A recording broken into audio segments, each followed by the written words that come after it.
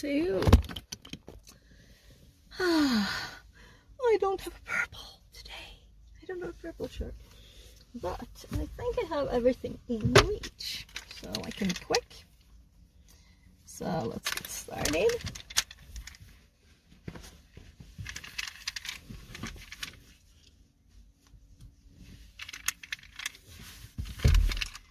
So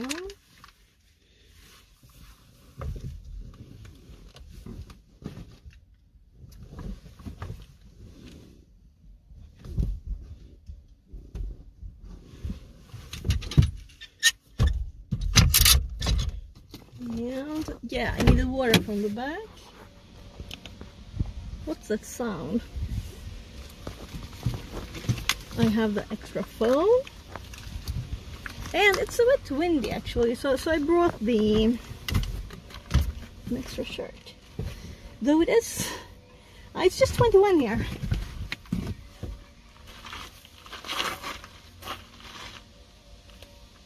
Oh, it must be like a church bell or something. Very odd, echoey. Very odd, echoey thing.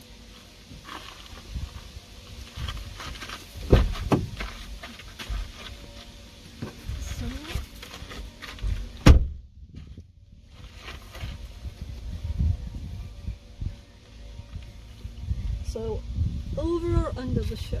I guess over.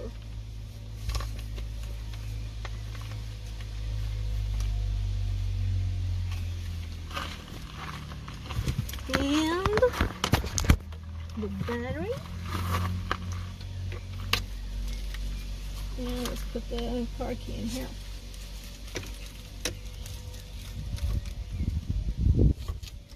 Yeah, it is windy. Definitely windy.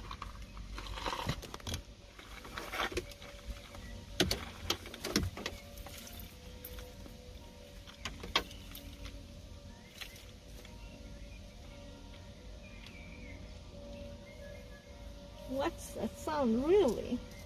It's quite odd to be this long, right?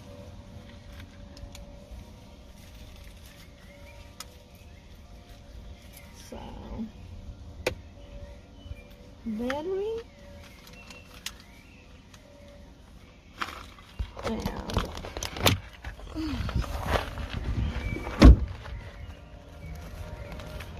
see if I can find the right button on the car key.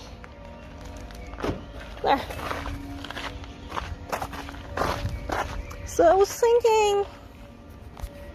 thinking going this way, right? Okay, and then we have, last time we've gone this direction. So going this way today. And I also need to start the GPS and the audiobook. So let's just start the GPS.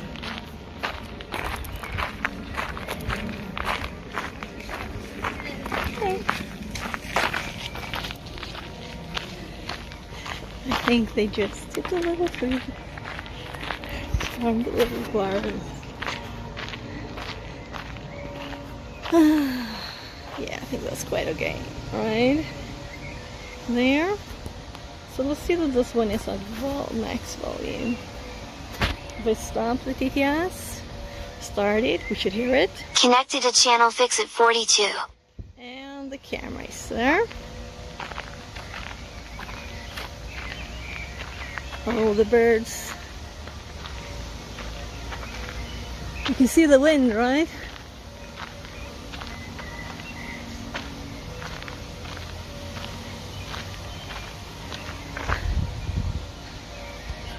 You need to switch to this. Yeah, we can see the wind.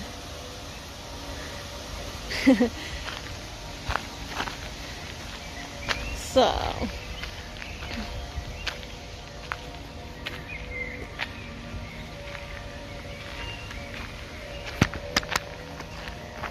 what I need to do is to do a quick little break at the start. So I can still hear that sound. It's like it's going forever. Bitty bong, bitty bong, bitty bong.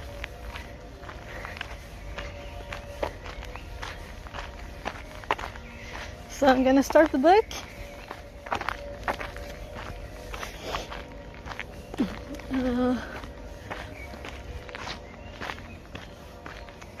We'll just do a quick little detour first.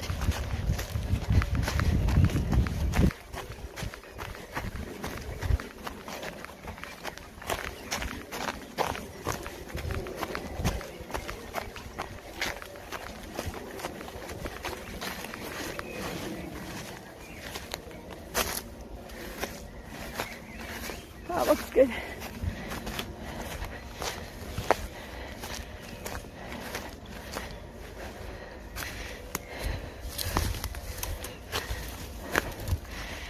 More flowers.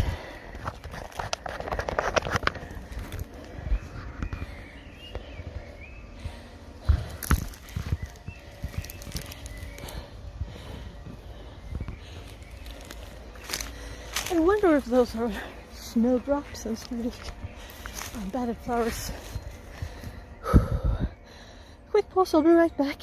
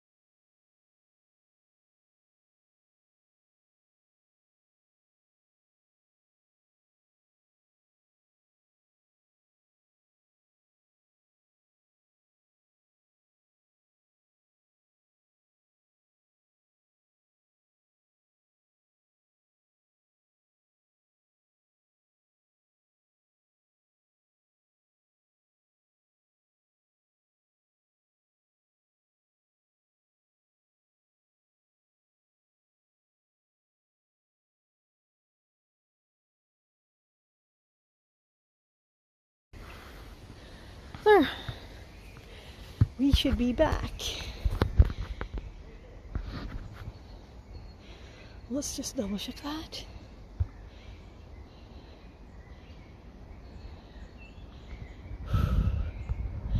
Out of breath from that tiny line little ride jog there. If I go on my channel, yeah, that was updating. Good, goody goody. Wanted to check the Twitch. So we have the right camera and the TTS is on. But should be all except for lowering the brightness a bit. There.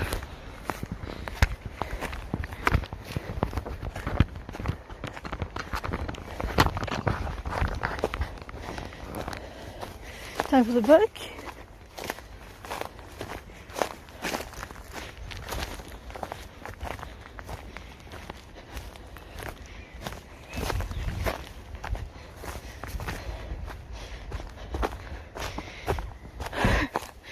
Taking a pee without the upturned road behind it anymore. That's quite a nice thing.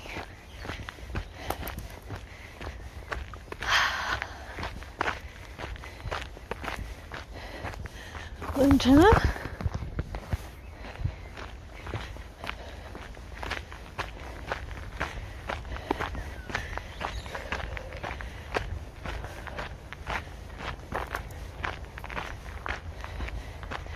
So about 7 kilometers.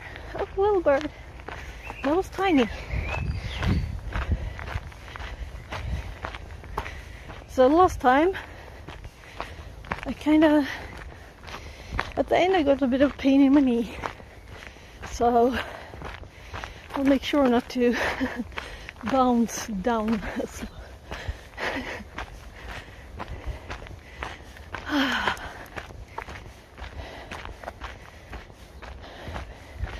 It's time to start the book. So I've already got it up. We just click play. So, chapter 5, social engineering and physical assessment. Social engineering and physical assessments. Chapter objectives. After reading this chapter and completing the exercises, you will be able to do the following. Understand how to approach phone pretexting calls. Prepare your phishing infrastructure and execute the campaign. Identify weak physical security controls. Breach physical buildings. When you think about organizations being breached, most individuals don't realize that the most common method is through social engineering techniques. According to Proofpoint, 70% of data breaches begin by social engineering attacks referenced social engineering. In 2022, Uber faced an incident involving social engineering leading to network access. An attacker obtained credentials for an Uber employee from the black market. Despite the attacker having credentials, Uber's network still had multi-factor authentication (MFA) in place. The hacker impersonated Uber's security team and sent communications to the employee whose credentials were compromised over WhatsApp, indicating that the employee needed to approve the MFA push request. The hacker proceeded to send tons of MFA requests to the employee's phone until the employee eventually approved the request, providing access to the Uber network.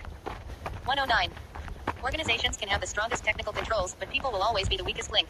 Mature technical controls can only do so much, and threat actors will always continue to prey on human emotions.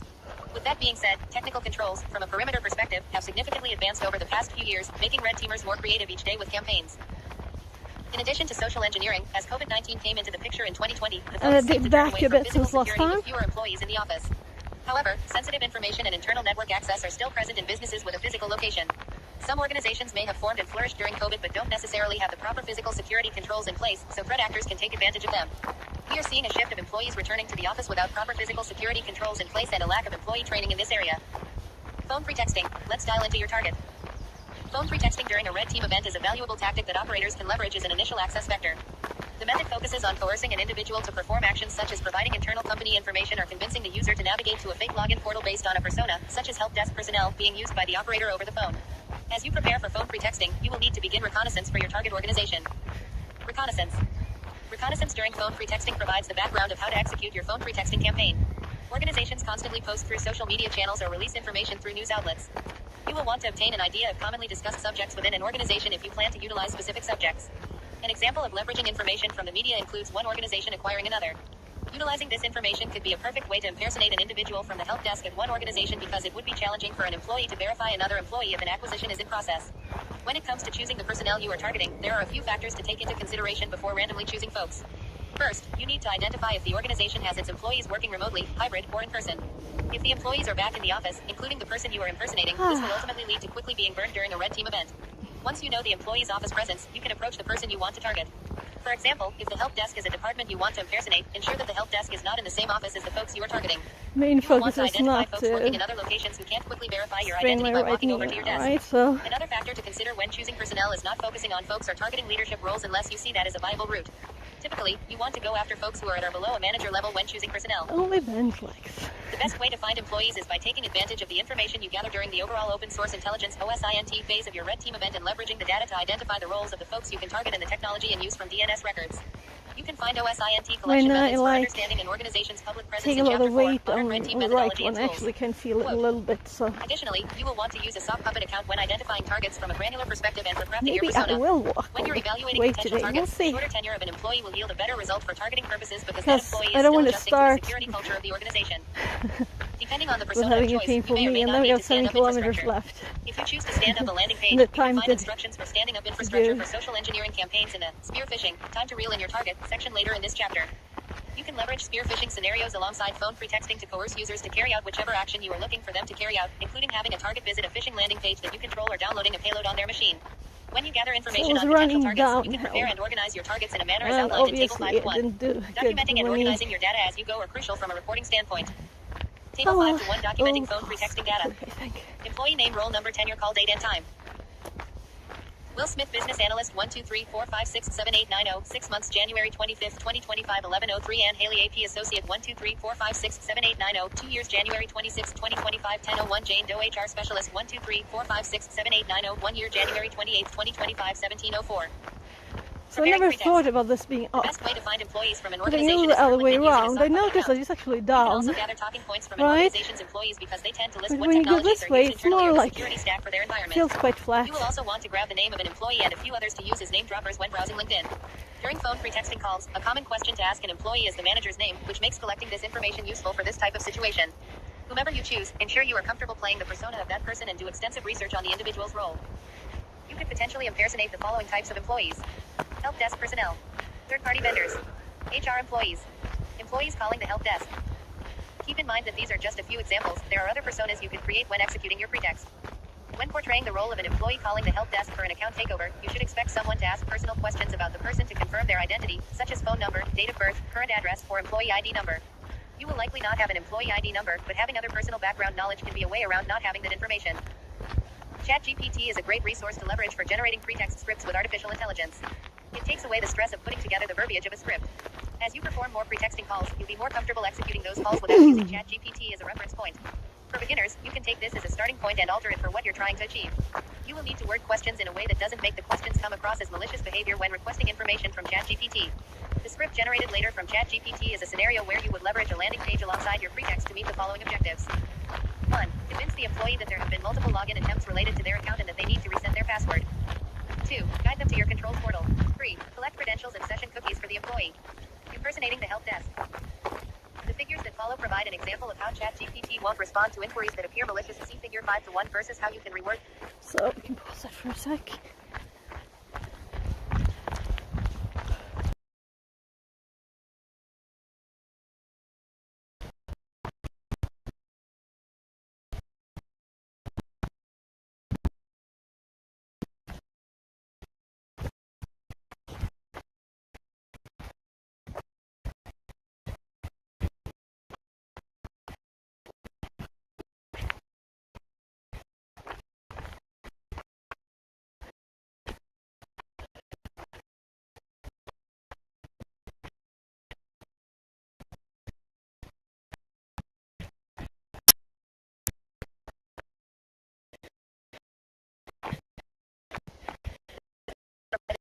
Probably. Request to get the information you want out of GPT leverage for your engagement 5:2.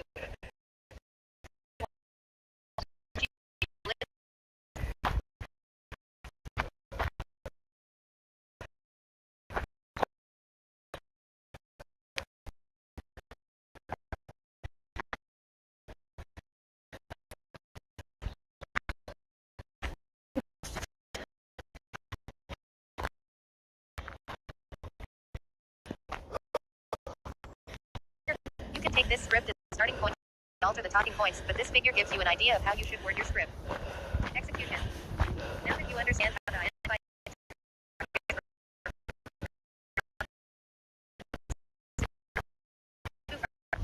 next steps, spoof your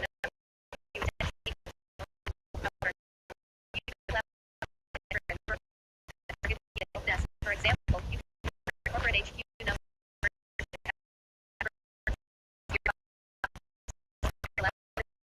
Calls. Also,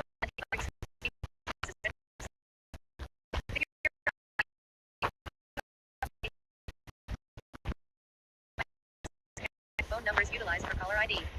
Some grandfathered plans with spoof cards still allow the service to be Connected to channel fix at 42. customize the number. Okay, Another option we lost is to try to find a connection. number listed by spoof card matching the area code of the company you're targeting. An alternative is to stand up your own private branch exchange.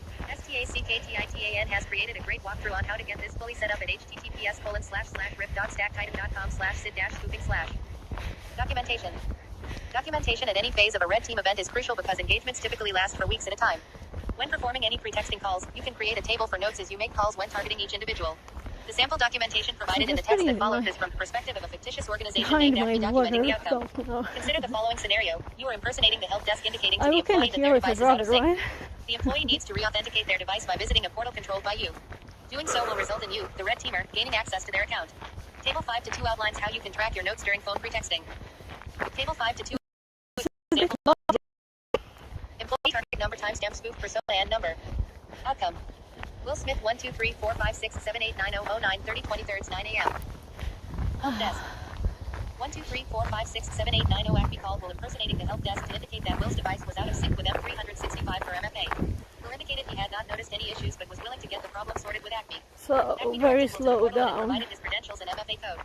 Acme indicated the device had properly been resynchronized and thankful for his cooperation in resolving his account issues.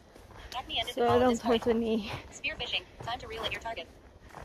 Because spear phishing continues to grow as the largest initial access attack vector, there are various important techniques to take into account when standing up evasive phishing infrastructure. As attacks have picked up, email filtering has significantly improved. Tactics continuously change every day, so you will always need to be thinking ahead. There are a few elements that are important as you build infrastructure for spear phishing. The best way to blend in as an adversary is to look like a normal company buy. Using agent and categorized domains. Deploying a cloud instance. Leveraging M365 for sending emails. Making the email believable. It was 2 days ago. With the data collected. Infrastructure. Many cloud Well, providers, including DigitalOcean and it was Azure, Monday. deploy virtual instances in the cloud to host your infrastructure. It is important to note that you must review any necessary legal information with the cloud provider you choose prior to deploying anything for an engagement to ensure your infrastructure is not burned. Additionally, you must be authorized to use these providers for engagements. Security settings. On whichever cloud provider you choose, you should configure access to allow 80 HTTP 443. So maybe I should have been walking in the woods today. I prefer that, you know. But I want to get good trading, and I think this is actually better. Inbound rules. Allow SSH from your IP XXXX32. Allow 80 to the internet 0.0.0.0/0. So I kind of thought I would have be a speedier to do 7 kilometers. But it's not that long, I guess. But it's a lot of up and down too. So. Virtual instance. Next, you will want to deploy the instance where you will run your phishing infrastructure. You can deploy your infrastructure on the distribution of your choice. I'd Savannah recommend leveraging an Ubuntu image for its ease of capabilities with the following configuration. Instance type, 1 CPU. Instance image, Ubuntu distribution. Firewall, UFW or other options available. Storage, 8 GB. Domains. For phishing infrastructure, it is best to gather domains over time, have them age, and begin to So categorize I'm the curious, domains. how many times If you are have we in a done this situation now? where you do not have time to let them Could it age, be you can find 4 select domains that are already this aged from direction various to the other, organizations. maybe? Organizations Before that I implement just filters in went place when emails are coming through from newly registered random domains. When buying domains, you should six stick to hack buying in the generic woods. named domains such as port-internal.com Well, and we did the portfiles.com. blue one. This way, you can reuse domains and not be specific to an organization name unless that is your intended goal. Domains that are aged around a year Bronze provide this more year. credibility when you are sending out phishing emails along with other characteristics. That's a mountain If you bike are track. trying to manually age your domain, it will take at least 30 days to properly age that domain. Therefore, it's best to avoid buying a domain that's never been used and trying to use it right away because that will likely lead to your being burned. When categorizing your domain, you should ensure that your site appears to be legitimate as it goes through categorization. So maybe it's There the are various muscle by providers, my such knee. as Squarespace and Wix, that can set up a site for you in minimal time as you let your domain be categorized, or you can clone a site to manage the site I kind manually. of tiptoe down now. When you are categorizing your domain, there are various Using resources you my can utilize from Bless Freedom Gef's Red Team Guide to get your domain in a categorized Lower state legs included. to take the Trendo Micro, balls instead of my Cloud. knees. FortiGuard, There. other domain reputation providers. I recommend reviewing other sources to use when categorizing your domain. It is best practice to submit your domain to multiple domain categorization services to ensure the reputation is strong. Yes, I haven't felt the knee since last time. You can point your But I DNS started to feeling the it site you are hosting for categorization with an A record a little, pointing to so it's www not for the domain really as shown hardy. in figure 5 to It's 4. just that I feel Figure 5 to 5 shows it's how a still domain there. has been So successfully categorized as business and economy. stupid to just Figure 5 run to 4. and DNS record for Yeah. www. so Azure slide CDN. down. Next, we will use an Azure Content Delivery Network Not CDN to steep put in front of the too. phishing domain. You will need This to is create a kind of Microsoft flat. account for this step as well.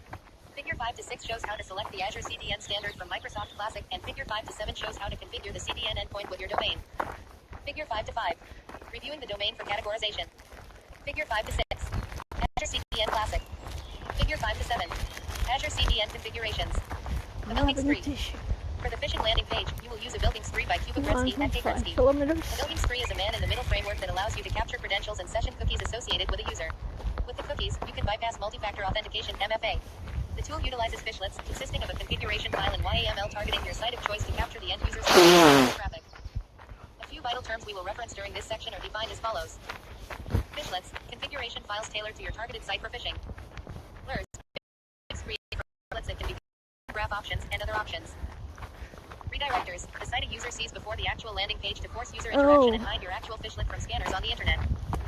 Sessions, Flowers credentials and from session cookies captured during I don't know authentication the process. English name, I think. Blacklist, feature that Anyways, enables you to like block tiny specific source strawberries. IPs or unauthorized requests Smell from within your yum server. in It Swedish. is best to collect source IPs from email filters to have a large-scale list for blocking. To begin the installation of a building spree, Very you yummy. need to install Go language on your server to build the package just C example flowers. file. Example 1 Git clone. Go build. You also will need to adjust the parameters of the example YAML fishlet template to be tailored to your targeted site. This is like KQSP perfect provides a outdoor sample fishlet weather. template No for you to sun. start with to customize for the website you're targeting. It is shown in example 5 to 2. It's a thin The layer of YAML clouds file on me, provides so guidance it's for the warm. tool on what exactly to look for in No requests, rain. which requests need to be filtered out to proxy It's like a traffic. photo It weather, is important really. to note that every fishlet will Should always brought be a different, camera. and you can expect fishlets to continuously evolve over time as applications change the authenticated process. Example 5 to 2 YAML. Min underscore beer 3.0.0. Proxy underscore hosts.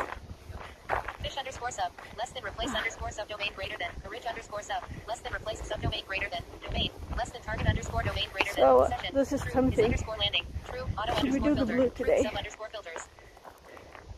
Triggers underscore on, less than target Nah, underscore I domain don't greater wanna than, shoot. orig underscore sub, less than It's replace shorter. underscore subdomain greater than, domain, less than target underscore domain greater than, search, something underscore to underscore look underscore for, replace underscore it underscore with underscore this, mimes, text HTML, auth underscore tokens. Domain, less than replace underscore subdomain greater than, less than target underscore domain greater than. Keys, cookie underscore name. Credentials, username, key, email, search, type, post, password, key, password, search, type, post, login.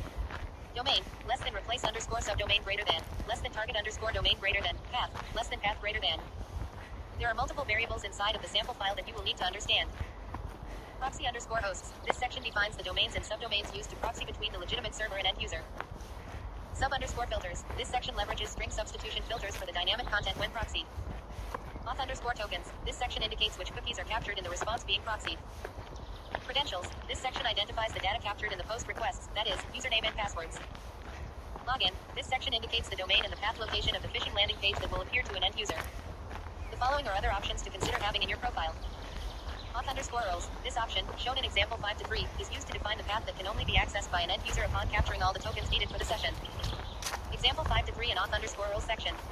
Auth underscore URLs, admin. Force underscore post. This feature is extremely useful in the event that a user has the remember me setting enabled. This option will force the user to authenticate with the defined parameters in this section of the template.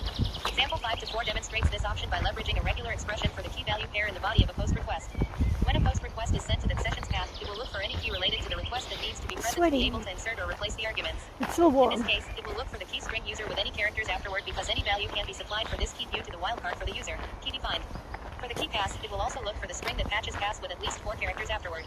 For example, you could look for passcode or password, and any value I have to can keep be it up supplied later because the now. search regular expression allows any value.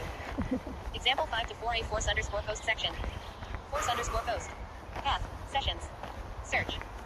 Key. Session user. Search. Key. Session pass A to Z for search. Force. Key. Remember underscore me. Value. 1 foot type. Post. Intercept. This feature indicates which HTTP requests you wish to intercept in your proxy connection and replaces the responses. Example 5 to 5 demonstrates this option. Example 5 to 5 in intercept section. Intercept. Domain. Path. Caret report underscore error dollar. HTTP underscore status. 200. Body. Error. 05. Application JSON. Domain. app.linkedin.com. Already by the cars. Log HTTP underscore status. 404. Once your YAML file is ready to be ingested by a building spree, you need to edit the configuration of index HTML for your redirector. In the latest version of a building spree, a redirector feature acts as a mini site before hitting your actual phishing site. The purpose of this feature is to hide your phishing page from scanners on the internet. The redirector page has a box to click that will open your fishlet sign-in page, forcing user interaction to view the fishlet itself. This feature helps significantly by preventing your phishing page from getting burned, hiding itself behind the landing page. Example 5 to 6 shows a sample redirector from a buildings. However, a tool such as ChatGPT can create a fake HTML landing page to leverage where you can customize as needed. Example 5 to 6 a redirector HTML file. Less than, type HTML greater than less than HTML lang equals, n, greater than less than head greater than. Less than title greater than from underscore name from underscore email shared a file with you 1 less than title greater than less than meta charset equals, UTF-8, greater than. Less than meta name equals, viewport, content equals, with. Less than script src equals, integrity. Open Graph is used for creating previews of sites when sharing them through various communication methods. These sites provide an end user with a quick preview of what they attempted to click. Yeah, so I did skip the examples before, but... You have the option to let... Next, open a screen session and launch a buildings. Oh, whatever. Huh? Next, open a screen session and launch a buildings. You have the option to let the tool generate a certificate for your domain. However, keep in mind that using the certificates generated from a buildings intentionally inputs indicators of compromised IOCs into the certificate itself.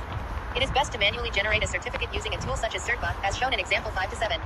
To manually import your certificate, place the certificate and private key under the following directory.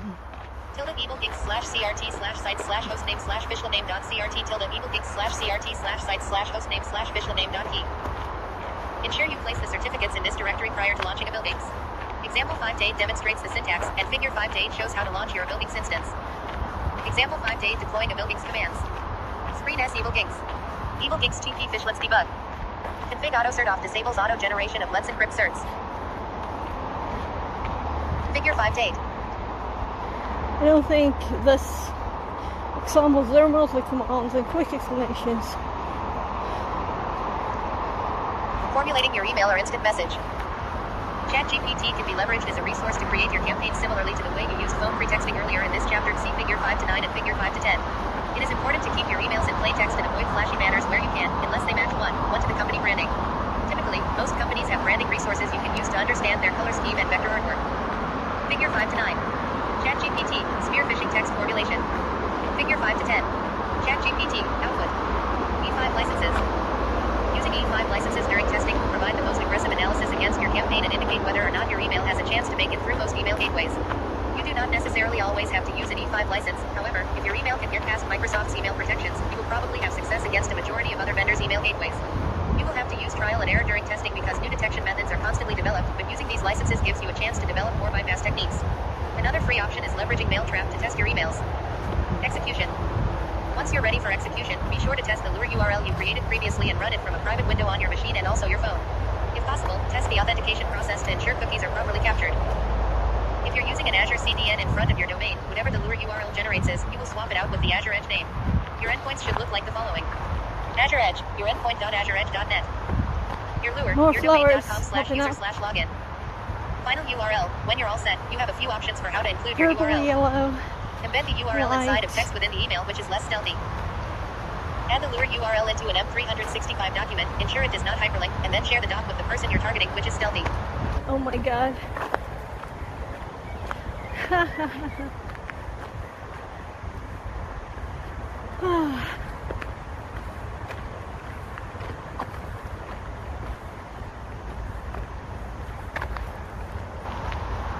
Oh my, how sweaty am I? Create a QR code that points to the fishlet Lure URL, which also is stealthy.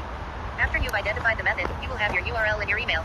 I recommend including only up to 5 targets in the BCC per email every 3 hours or individually emailing employees but still staying under a max of 5 targets per day.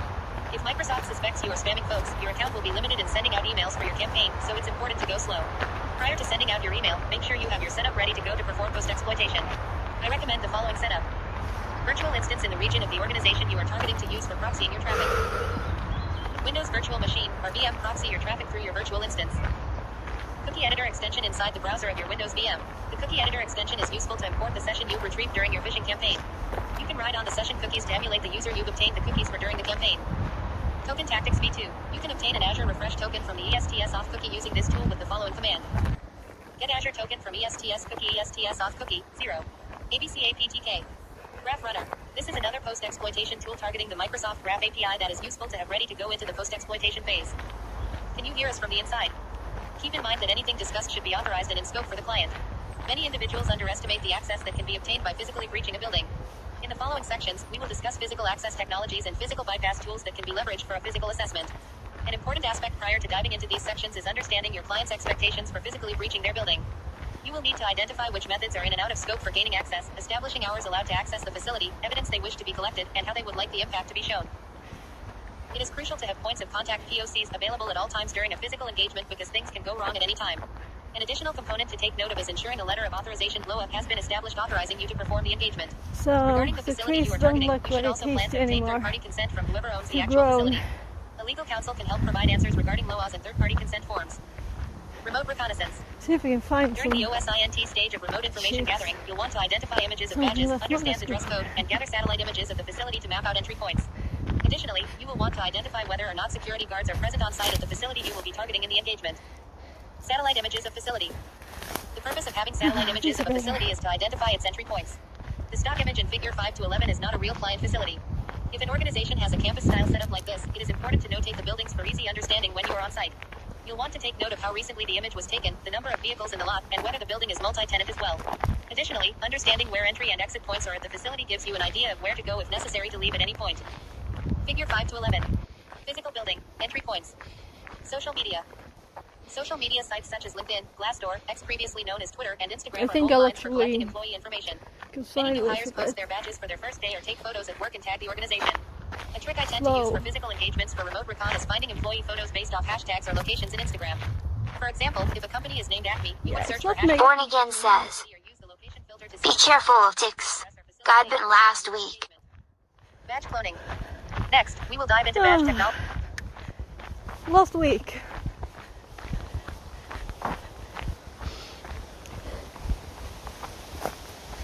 So let's see, I couldn't hear that because of the audiobook was too loud. I should lower the volume. So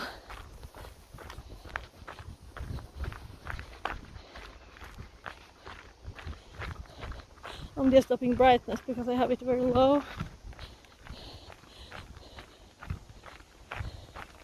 Oh, ticks, yeah. Yeah, as long as I don't walk in grass, you know. There's not a lot of grass here though. So I'm mostly on the path here, but usually I go get straight to everything, so I guess I did before too. But I think it mostly likes grass, right? Oh, they tick on blueberry. So most things here are blueberry and moss, right? Yeah, and ferns.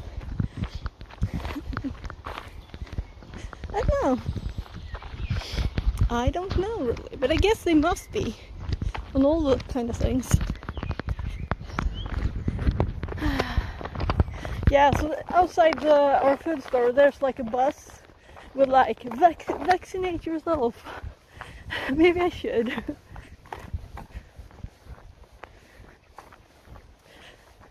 So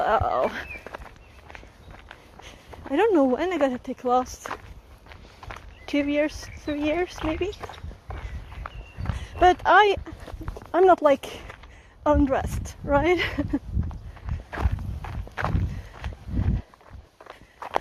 I don't have bare legs because of those things. So there's a reason. Also, if you just go straight, you know, through everything, you'll get scratched a lot too. So should I turn the book on again? What do you think? Or do you want to listen to the birds?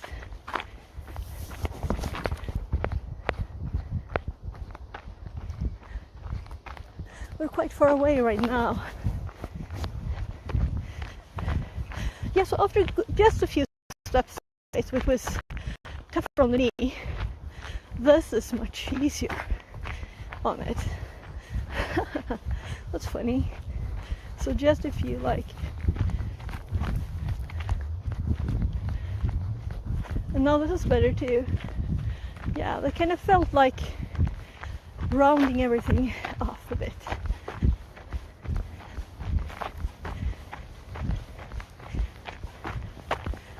Let's see. Badge cloning. And I'm going to lower the steps so I can hear the TTS better. Badge cloning. But please chat. We will dive into badge technology and the ability to clone badges. History of badge technology. Badge technology has evolved over the past 40 years, beginning with magstripe and evolving into the latest cryptography. 1980s, magstripe. Magstripe technology consisted of a magnetic stripe on the back of PVC cards. The data on the magnetic stripe can be read through a reader when the card is swiped. These cards were intended to move away from old-fashioned locks being used for facilities. Over time, that's that these cards could be how I damaged, hurt my resulting knee in a little employees needing bit replacements.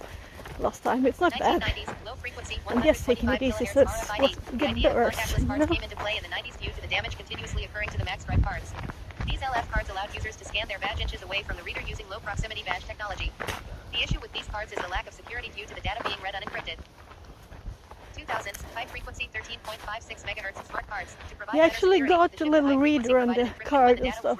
You should play with that on stream. Although these high frequency smart cards were far more secure than just LF from badges, AliExpress the algorithms cheap used for stuff. encryption in the beginning were eventually bypassed in most first generation cards due to mutual authentication algorithms being used with the cards.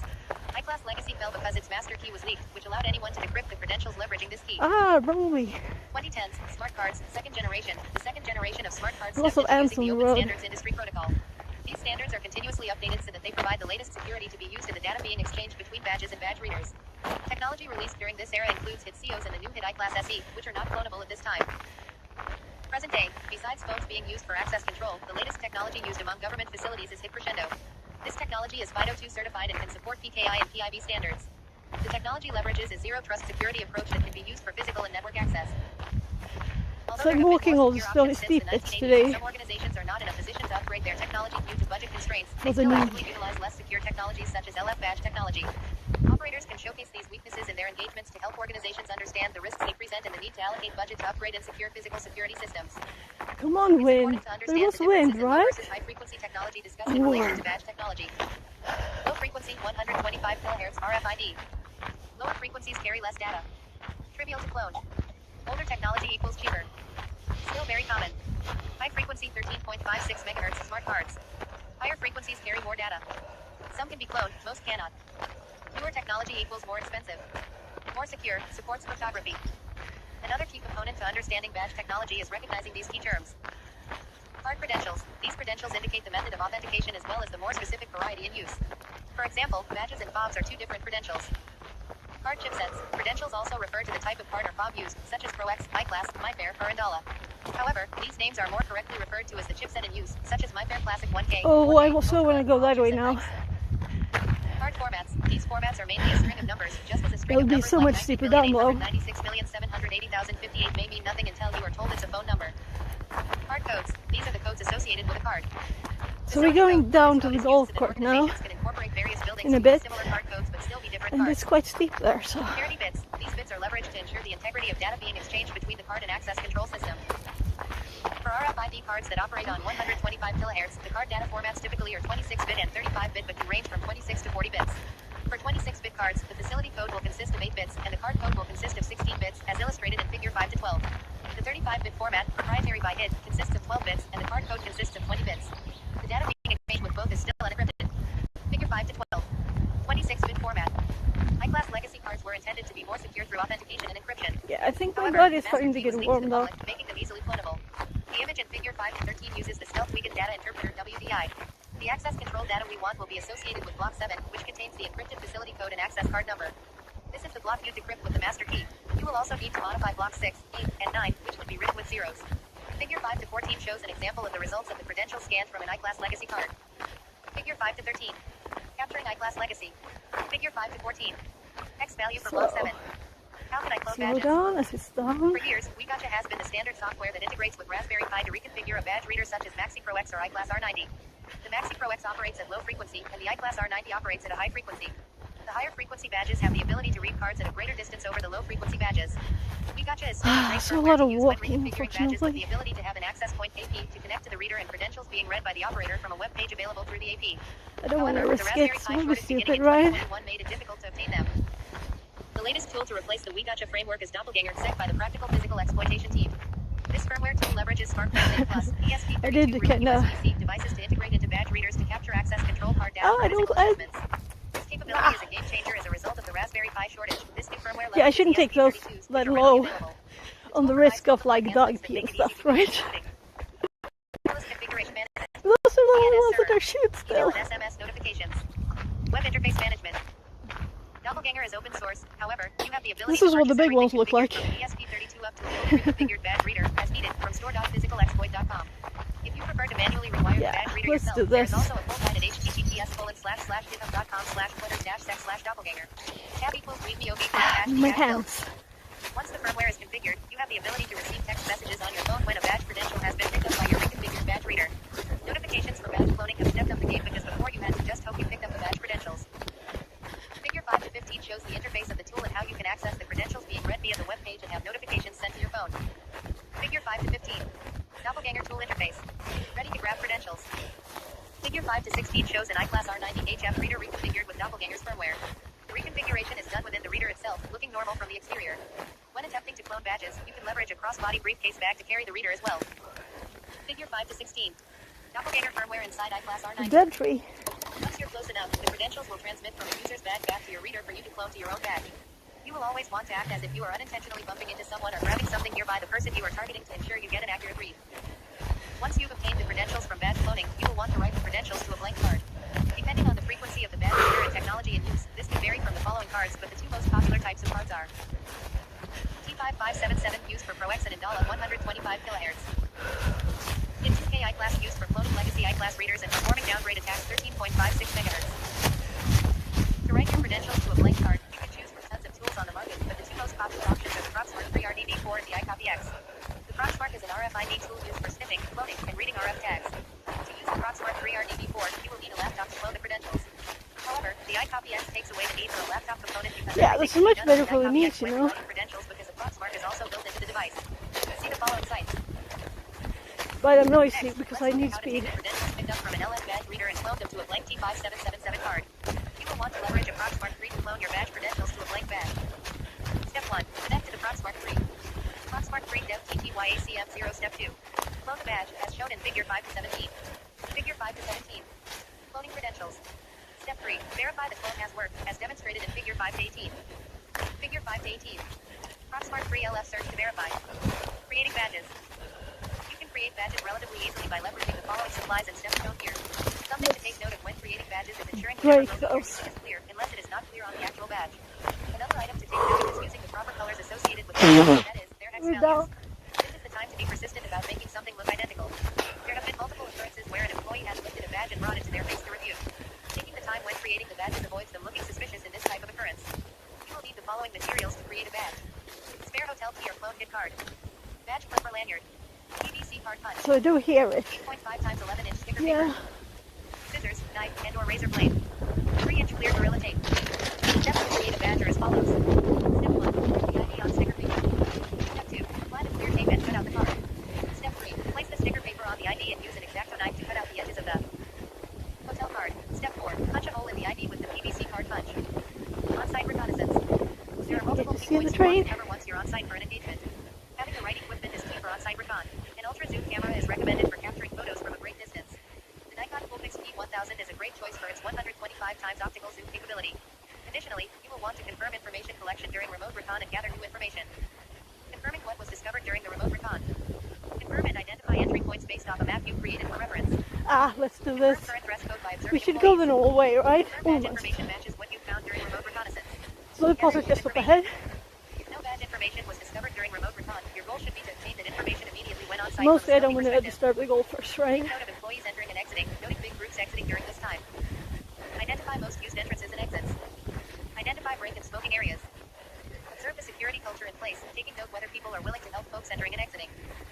Social engineering in person. Tailgating and pretexting are not new topics of discussion because they are common social engineering methods to gain access into an organization. Tailgating occurs when a person walks behind another individual, pretending to be another employee for quick access. Pretexting occurs when you create a fake persona with the intention of making someone believe you are someone you are not. In both cases, you will always want to have a fake badge prepared for the organization. Never been here, it's new. That's nice. These social engineering methods is being adapted. Lots of flowers. Sample personas. Employee from a different location. Delivery service. Elevator repairman. HVAC repair. Come prepared. Ensure you have your tools on hand. Identify the best time and point of entry. So the passes by the houses. And adapt to the situation as needed. Record your timestamps for ingress and egress. Have a colleague help support your pretext externally through text messages or fake emails. Most gear used to develop your persona can easily be picked up at local thrift stores, and it's cheaper there as well. Physical building bypasses. Using physical bypass tools is useful when badge cloning is not possible, as well as social engineering. From Rex sensors, under the door tools, shanks, and double door tools, there are tons of physical bypass tools you can leverage, allowing you to bypass any access control systems in place. For this chapter, we won't cover every single physical bypass, but we will dive into the most common options to choose from. Sparrow's Red Team Tools and Physical Exploit are great companies to shop for all your physical bypass tools. So we're still by the railroad. The quick gem can be used to bypass improperly installed latches Just on the doors. edge. When a strike plate is installed on doors, it should be aligned with the bolt to ensure it goes into place. However, incorrect installations are quite common. This allows you to insert your quick gem and pull on the dead latch that is not properly in place and engage. There's a golf ball in there. Link. Double door tool DDT. The double door tool So DDT here's where can the be used for pass bypassing is. double door crash bars. See Figure 5 to 19. There is typically a space between the two doors where you can insert the tool and pull back on the doors. The tool allows you to bypass any access control in place. Figure 5 to 19. DDT link. Under the door tool UDT. The under the door tool That's where we're UDT is going? useful for doors reliant on access control systems and not an additional lock in place. See Figure 5 to 20. If the handle is one you pull down on, you can slip this UDT under the door and grab the handle and pull down, providing you access into the room. This is commonly seen So with the way server rooms I and went organizations. now, it will work Figure 5 to later. 20. They're Under going the to door block tool. that Rex sensor and bypass use button. that instead. The legendary Rex sensor is a tool that many organizations seem to love to have in place. See Figure 5 to 21. So we got an Canadair's automatic useful test for of this use different case are parts. picking up a REX sensor bypass gun from the physical exploit team provides better ease of use for an operator. The trick with leveraging an air gun here is tricking the REX sensor into thinking there's motion on the end you are spraying the air into. When you perform this trick, the REX sensor will think that someone is trying to exit, providing you the access for entry. Figure 5 to 21. Open REX sesame. sensor bypass gun link. J-tool. The last physical bypass tool we'll discuss is a J-tool. This tool can be used to insert into door gaps with doors that have turnable locks on the other side. The tool allows you to turn the lock in the direction you wish and unlock the door. This tool and the REX sensor bypass gun are a perfect Did I feel a combination drop for on the using back of inside my a hand? facility once you're past the main doors. Link. In this chapter, you learned about social engineering and I physical wouldn't assessments. mind. You gained knowledge about how to develop an evasive phishing Well, I campaign, guess the phone execute would. phone-free texting calls, and breach a building. You now have the ability to incorporate these concepts into your upcoming Red Team implementation. Additionally, outside of offensive concepts, you now understand different badge technologies, best practices for logging information, and physical building defenses. This chapter will aid you in your next Red Team implementation. 1. Which method of social engineering involves targeting users via phone call? A. Spear phishing. B. Phone-free texting. C. Tailgating. D. None of these answers are correct. 2. Which badge technology leverages magnetic stripes on the back of a PVC card? A. Magstripe. B. Hit Crescendo. C. Hit I-Class SE. D. Hit COs. 3. Which radio frequency is associated with high frequency HF? 8.125 kilohertz. So we could have went through the woods 8.15.56 over there. megahertz. Here. 6.136.54 It would have kind kilohertz. of been cheating. B13.56 megahertz. 4. Which block would you write to for fluid high-class legacy cards? But A. most I would Block have 2. annoyed the golfer, B. right? Block 5. C. Block 7. D. Block 1. 5. Which physical bypass tool can bypass improperly installed latches on doors? A. Quick Jim. B. Double door tool. C. REX sensor bypass gun. D. Under the door tool. So it's 6. not like Which there's physical no bypass one tool can here. you use to pull down a handle? A. Can of air. B. Double door tool. C. Under the door tool. D. None of these answers are correct. 7. Which tool can be used to obtain an Azure Refresh token from a building session? A. Token Tactics V1. B. Token Tactics V2. C. A Buildings 3. D. Mail gun. 8. Which document is crucial for physical assessments? A. No documents are needed. B. Letter of authorization LOA. C. Badges. D. None of these answers are correct. 9. Which physical bypass tool can be used on improperly installed latches? A. Quick Jim. B. REX sensor bypass gun. C. DDT. DUDT. 10. What is the latest badge cloning firmware available open source? A. We Gotcha. B. Doppelganger. If I had the energy, I would skip this. D. Vegan. This page intentionally left blank. 6. 6. 314, 1010, 1781, 1086, greater than advanced post-exploitation techniques. Chapter objectives. After reading this chapter and completing the exercises, you will be able to do the following. Understand post-exploitation. Explore persistence mechanisms and create backdoors. Maintain access. Explore advanced persistence techniques. Understand local privilege So it's escalation. actually down there now. Understand network-based privilege escalation. Explore data They exfiltration swift methods. mix this. Establish command and control C2. Understand defense evasion Using a techniques. flat straight Perform thing. pivoting and lateral movement. The phase following a successful exploitation of a target system is known as I post-exploitation. still don't get it.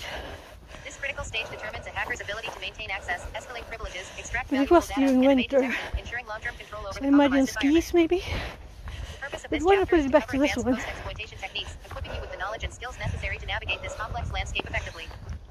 By mastering these techniques, you will enhance your ability to understand and counteract real-world threats, ultimately becoming a better ethical hacker. 147. An overview of post-exploitation. In some red team engagements, you may focus primarily on post-exploitation Yes, we activities needn't due to hurt several anything strategic there. and practical reasons. That's good. Understanding these reasons provides insight into the importance and objectives of post-exploitation efforts within the broader context of cybersecurity assessments. Red team engagements aim to simulate realistic cyber attacks to Right. evaluate an organization's security posture. Let's try a new path I've never gotten. Focusing on post-exploitation activities allows red teamers to mimic the actions of advanced persistent threats APTs who, after gaining initial access, prioritize maintaining long-term control, extracting sensitive data, and evading detection.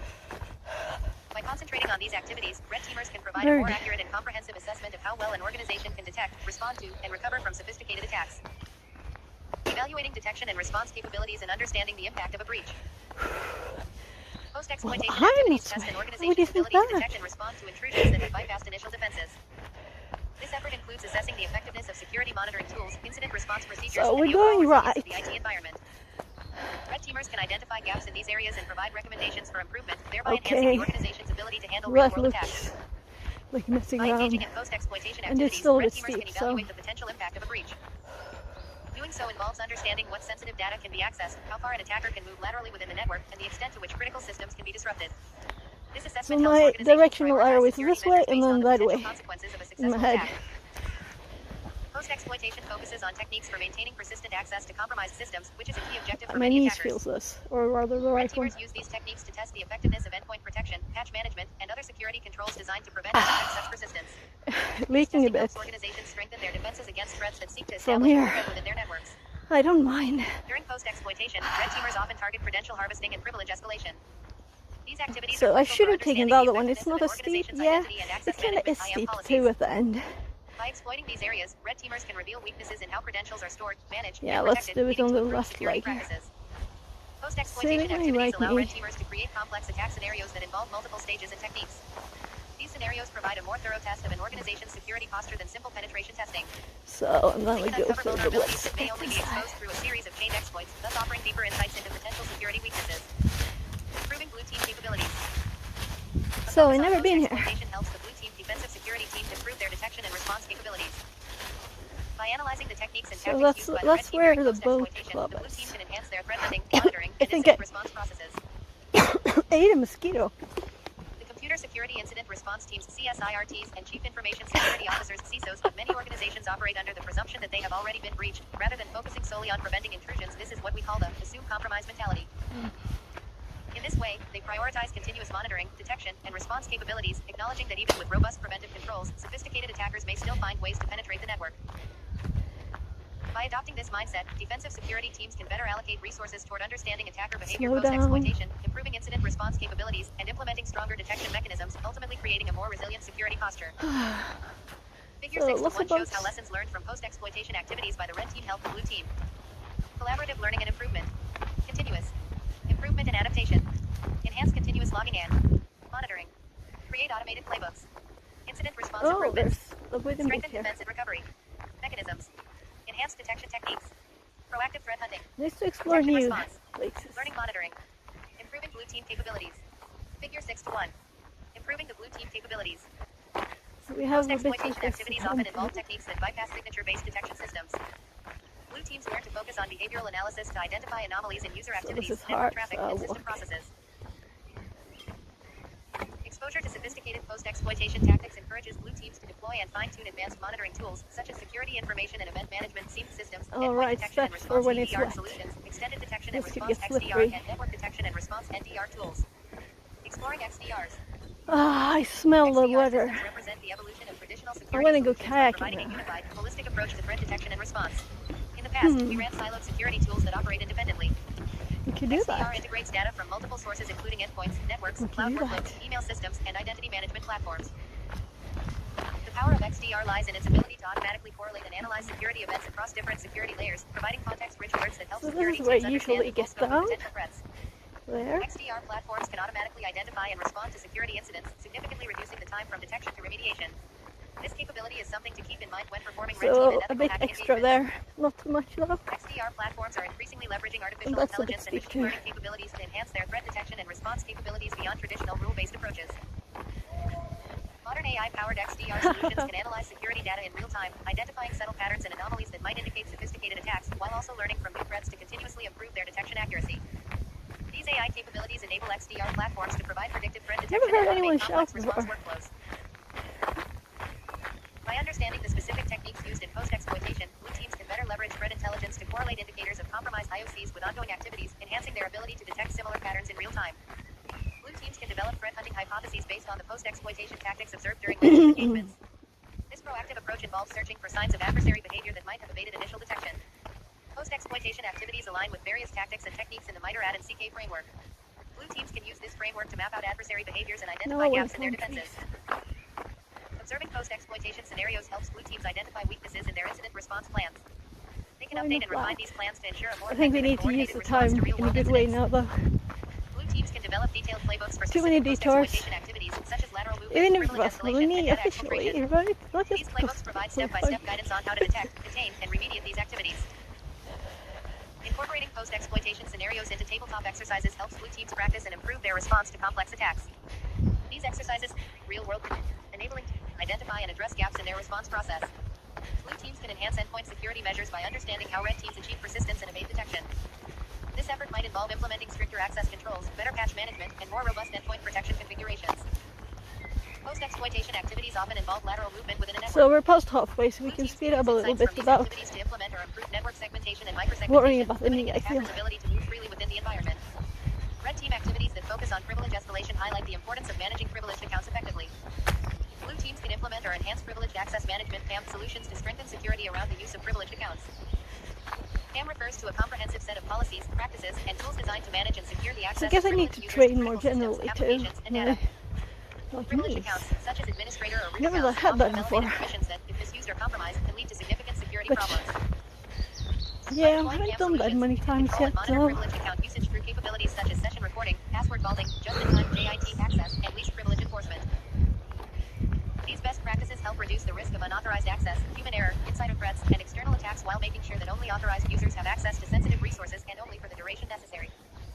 PAM tools also provide detailed audit logs and reports, enabling teams to track and respond to suspicious activities effectively. As a red teamer, you must take these capabilities into consideration.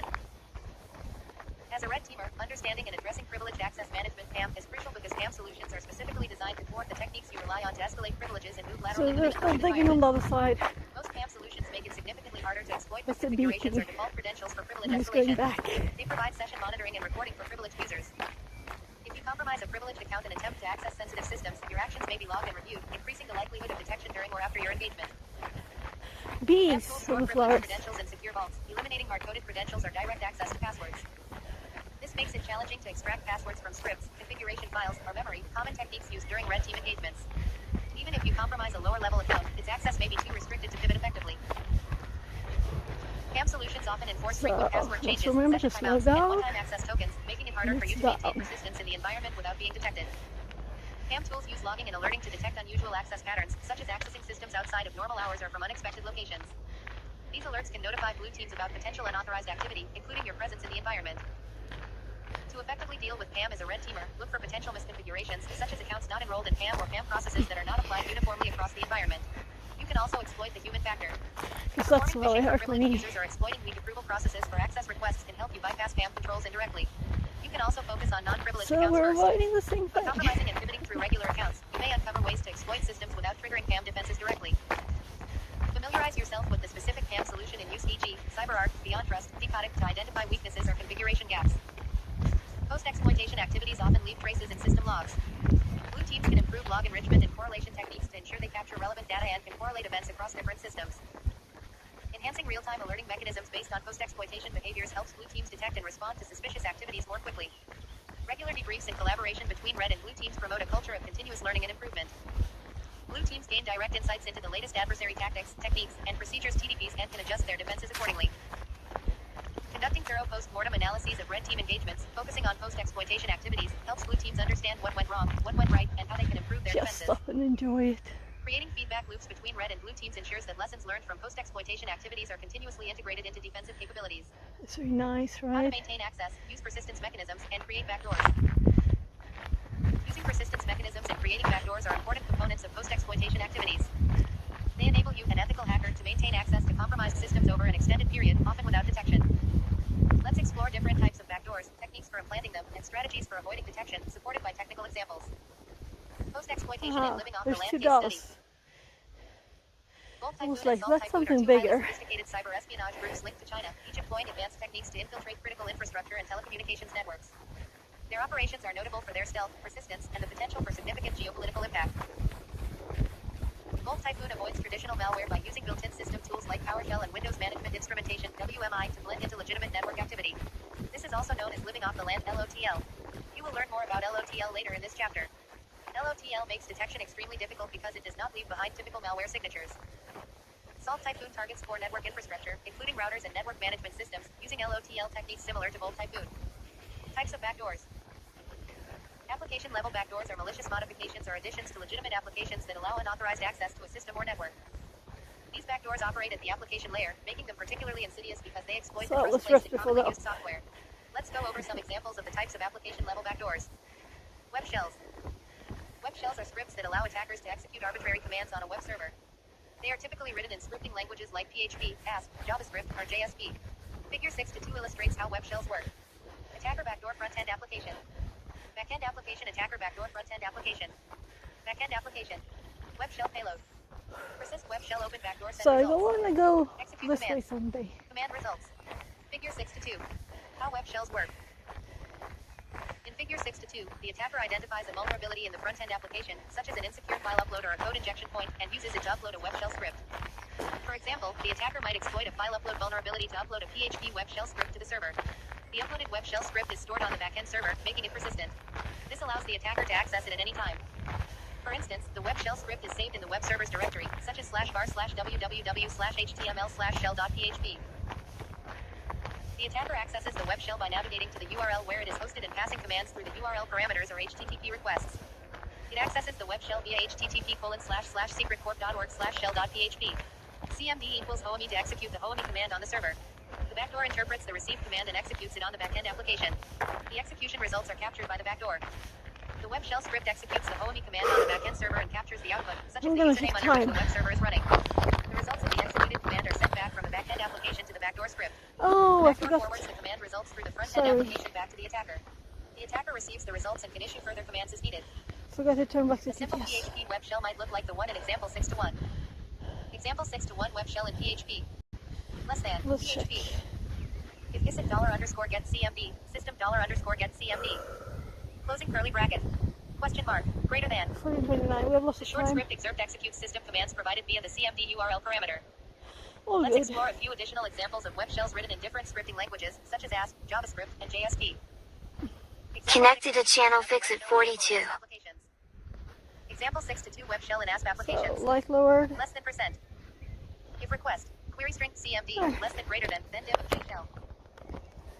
Set of J shell equals server. Create object W script. Shell div command result. Command equals request.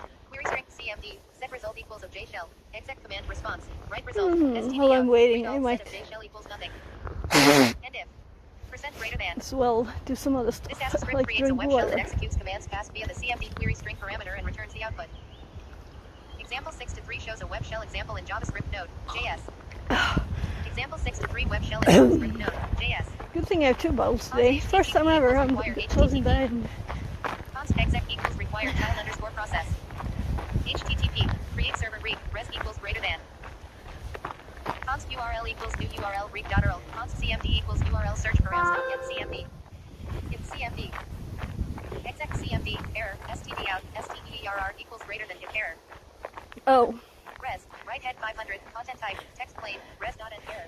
$STDERR. let's guess we're at Closing curly bracket. examples again, Res. right? Right head 200. Content type. Text plain. Res.end STD out.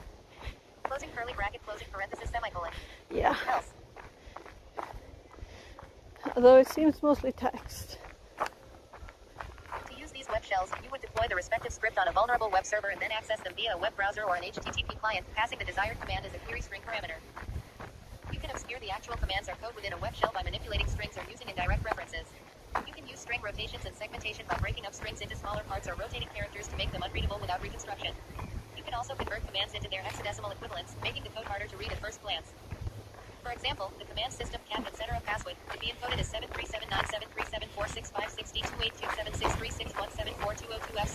7379737465628276361742002F6574632F706. We don't need encoding examples either, do we? 7293B13. Stripping out white space from code to make it more difficult to read I think and it's analyze short can though. also be used for obfuscation. It look like Compression techniques multi-text. and tools like gzDeflate can be used to reduce the size of the web shell's code while also making it less readable. So that's the ruin thing. If so, check it out. I mean on the map. Until it is executed. Another technique is embedding malicious code within legitimate files, e.g., index.php, making it harder for defenders to distinguish between Let's see normal if and it's on the malicious map activity. when we get to the starting You can point. also configure web shells to respond only when specific HTTP headers are present in the request. It can be a custom header or a standard one-like authorization, which is checked before allowing access to the web shell. For example, a web shell might require a specific header, such as X-access token with a predefined value. If the header is missing or incorrect, the server could return a 404 error or another innocuous response, making it harder for unauthorized users or security scanners to detect the web shell. For example, you can set up a rule where the web shell responds only if an additional header like XOP, secret T123 is included in the request. Without this header, So my the page may hands return are a generic error sweaty. or appear as a normal web page. A little Web bit. shell examples and SecLists. SecLists is a comprehensive repository of various types of lists used by security professionals during security assessments and penetration testing. It serves as an essential companion for security testers, providing a wide range of data sets that are critical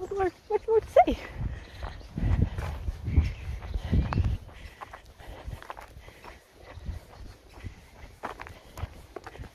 Birds.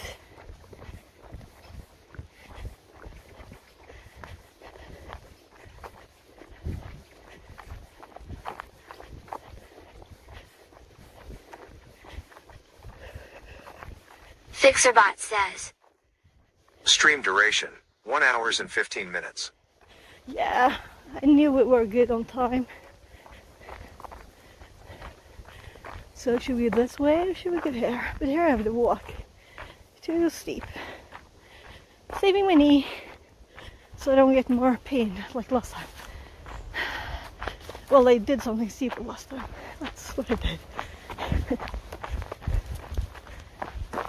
Hey!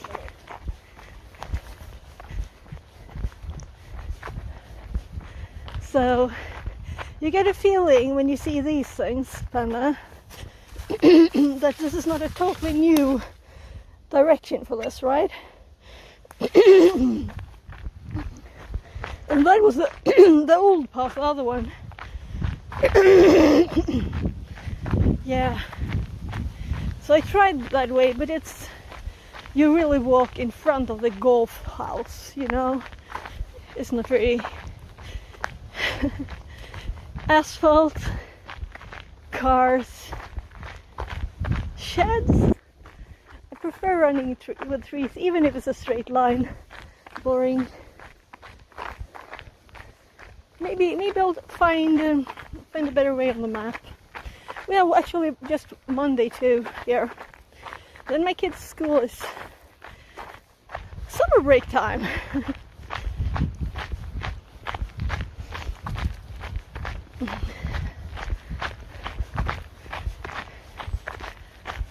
So, should I start the book again? I'll do that. So we're in examples. Let's skip those.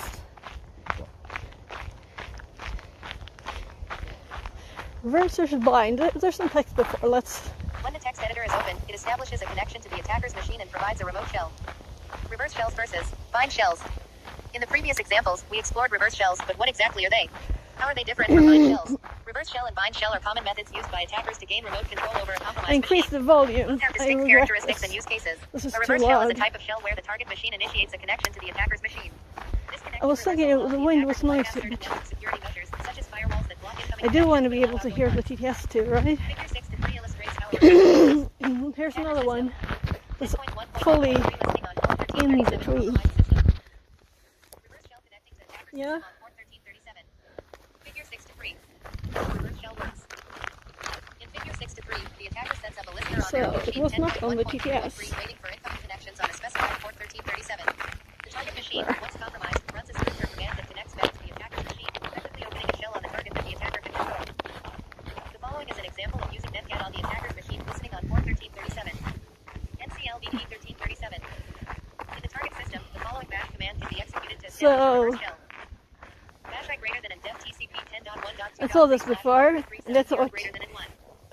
Maybe some kids will Reverse pick shells this can up. often bypass firewalls and NAT configurations Oh. to block incoming connections. Outbound connections are typically less So suspicious it's and been harder one to of detect than inbound ones. these. Bind But it's shell is a yellow type on of the other shell where the side. target machine opens a specific port and listens for incoming Interesting. connections. The attacker then connects to this port to gain control of the shell on the target machine. Figure 6 to 4 illustrates how bind shells work. Attacker system. Bind shell connecting to compromised system on port 1337. Compromised.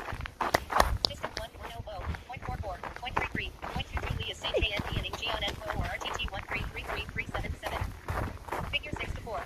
How a bind shell works. In figure 6 to I'm 4, still there. compromised system opens a port 1337 and binds a shell to it, waiting for incoming connections. The open port on the target machine to control the shell. The following is an example of using the netcat command in a compromised system for a bind shell command. NCLVP 1337 E-bit bash. You can also use netcat in the attacker system to connect to the bind shell. NC target underscore 1337. Example 6 to 7 shows another example of how to create a reverse shell using netcat. In this case, to create a reverse shell, you can use the NCLVP 666 command in the attacking system to listen to I guess they're port complete, 666 right? example. Having shells in there Example too. 6 to 7 creating a listener in the attacking system to create a reverse shell using They netcat. don't have any prerequisites to read in the spec, really. You can learn everything from this book, including history of reading, history of everything like that.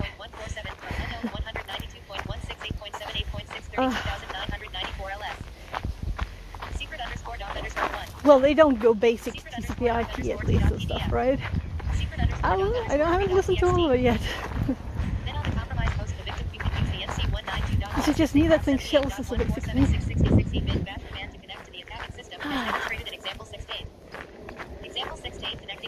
Because it's good. I like it. I like the book. But I'm curious about the AI part of it.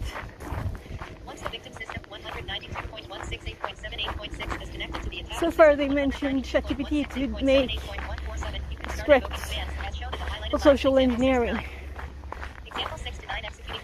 I think that's about it.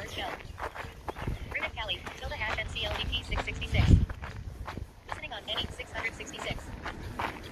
192.168.78.6. Inverse host lookup failed. Unknown host connect to 192.168.78.147 from unknown 192.168.78.6 32,994 LS. Secret underscore doc underscore 1 doc. Secret underscore doc underscore 2 dot PDF. Secret underscore doc underscore 3 dot TXT. So this is like not more work than running or than walking. And when you don't feel level, even though it's asphalt now.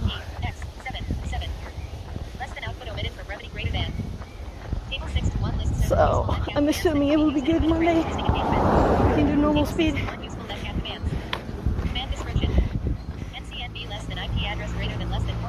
Not that that is much quicker. Ah, so many stones in my shoes now. It's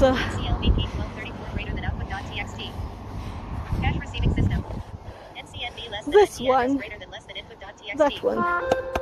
Usually I don't care, but the greater than operator takes the standard output std out of a command and writes into a file. If the file does not exist, it will be created. If the file exists, its contents will be overwritten.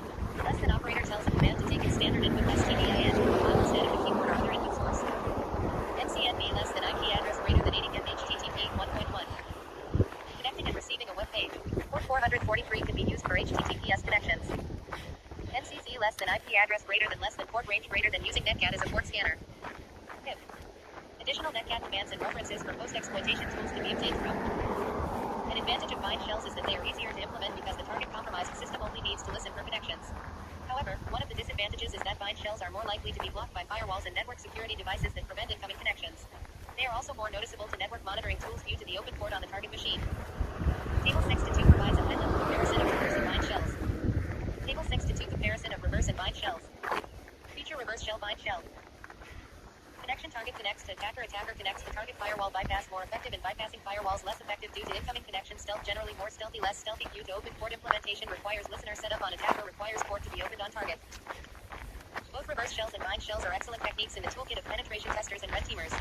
Reverse shells are typically preferred due to their ability to bypass firewalls and NAT configurations, making them more stealthy and effective in various network environments. Bind shells, while simpler to set up, are more likely to be blocked by network defenses. So, as the tip I got, I will check for ticks when I get to the car. Like where my short socks meets the pants. Table 6-3 includes some of the most common interpreter commands. Table 6-3 common interpreter commands. You never know. They can also crawl around in the clothes, but these pants are quite shiny, so they'll have to be slugs to stick to them. Download this command is used to download a file from a victim system. With my socks though and shoes, they're not. Victim system using the Vim Linux environment. Execute this command is used to run commands on the victim system. Getwith this command is used to display the user login on the compromised system. Yeah, walking. Cache dump this command is used to dump the contents of the SAM database in a Windows system. Idle time this command is used to display the number of seconds that the user at the victim system has been idle. ipconfig this command is used to display the network interface configuration and IP addresses of the victim system. Migrate this command is used to migrate to a different process on the victim system. PS this command is used to display a list of running processes on the victim system. So this takes time. I'm starting to think what to do when we get there, you know. Actions taken on the victim system. Search this command is used to locate files on the victim system. Shell this command is used to go into a Yeah, I'm standard sure shell of the we'll have victim time system. extra. Upload this command is used to upload a file to the victim system. Webcam underscore list this command is used to display all webcams on the victim system. Webcam underscore snap this command is used to take a snapshot picture using a webcam of the victim system. Tip. Metasploit Unleashed is a free detailed Metasploit course released by Offensive Security. The course can be accessed at, in Chapter 3, Red Team Infrastructure, you learn about Mythic. Oh. Mythic is a sophisticated, open-source command and controlled C2 framework used primarily for post-exploitation and red teaming and penetration testing We have operations. parts from It Metasploit. provides a highly flexible, Not customizable that I love environment for managing Metasploit, compromised but systems across multiple platforms, including Windows, Mac OS, and Linux. One of the most powerful kind of features of opposite. Mythic is its modular design. Operators can easily install and customize agents, payloads, and C2 profiles communication channels through a plug-and-play architecture. This flexibility makes Mythic highly valuable for long-term operations where stealth and adaptability are required. Once a target system is compromised, Mythic allows operators to interact with the deployed agents in real Yeah, time. I'm really curious This about includes Mythic now. executing commands, retrieving files, or running scripts on the compromised machine. Mythic is designed as a multi-user platform, allowing multiple operators to collaborate on the same operation simultaneously. This feature is particularly useful in large-scale red team exercises where different team members may handle different aspects of post-exploitation activities. The web-based interface provides an intuitive way for teams to manage tasks, track operational progress, and share insights. Patching binaries to include a backdoor. You can load an executable file into a hex editor to find an appropriate injection point and create a backdoor. You also can locate a section of the binary where you can inject code So without sad disrupting not the to be able original to use the functionality. downhill. Additionally, you can inject machine code for the reverse shell or backdoor. Whatever. The following is an oversimplified That's example where of the I'm like. original binary section hex. 5548895. So I'm sure I'll be gone by Monday if I'm not stupid. Example 6 to 10 includes the modified binary If section I didn't hex. steal anything today, I wouldn't Example have 6 to been 10 careful. modified binary section in hex.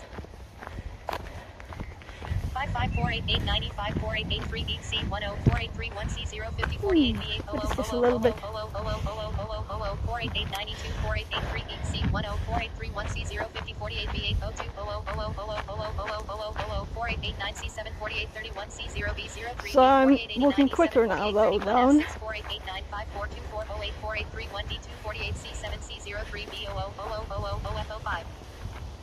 In example 6 to 10, the modified binary contains injected machine code to create a reverse shell. This code, when executed, connects back to the server and opens a shell. There are many hex editors. I, Omar, have several examples in my GitHub repository at https://github.com/ There, now it's kind of flat. /h4/tree/master/reverse_engineering.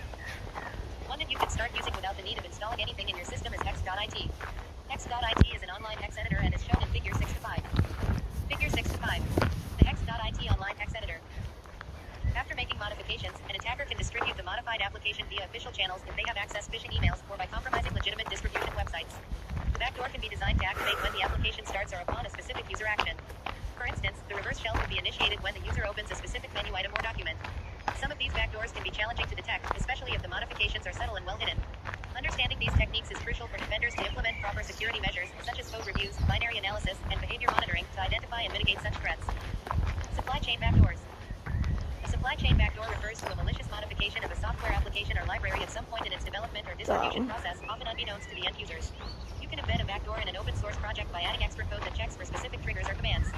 This type of attack leverages the trust that users place in legitimate software providers, aiming to insert malicious code into software that is widely distributed and used. One particularly insidious method is embedding a backdoor in an open source project by adding extra code that checks for specific It's triggers or steeper commands. than it looks. Attackers gain access to the source code repository of an open source It's so project. straight, you know. This can be accomplished through compromising developer accounts, stealing credentials, or exploiting vulnerabilities in the accounts of trusted developers or maintainers, or taking advantage of security flaws in the version control systems or repository hosting services. The attacker subtly adds malicious code to the project. This code is designed to avoid detection during code reviews and automated security checks. The backdoor code often includes conditions Yeah, it's one of the new trains. functionality only when certain criteria are met, reducing the They chance of don't look detection. ancient The anymore. attacker can also use code obfuscation or encryption to hide the true purpose of the backdoor. Are they totally new? This I never saw them before last time. Code obfuscation is a technique used to make source code or machine No, code not difficult to that new. understand. Attackers commonly employ this practice to hide The others malicious look code, like such as backdoors, from security analysts, automated analysis tools, and other detection mechanisms. real Primary goal old. is to prevent the code from being easily read, analyzed, or reverse engineered, thus reducing Yeah, the these likelihood are of not detection. new, they're old. Let's go over some of the most common code obfuscation techniques. Some attackers change the names of variables, functions, and classes to meaningless or misleading Oh. names. Example 6 to 11 shows our original code. Example 6 to 11 renaming obfuscation original code. In check_password char password if 3cm password Not secret that I equals really equals care, 0 but- return 1. Closing curly bracket. No, that's Return 0. probably the old Closing one. curly bracket. That Example kind 6 of to 12 says how shows much the I care obfuscated about, code. right? Example 6 to 12 obfuscated code renaming functions and I don't variables. even know. Into 1b2c3 char x1 x2 x3. Into 3cm x1 x2 x3. Secret equals 0 return 1. Closing curly bracket.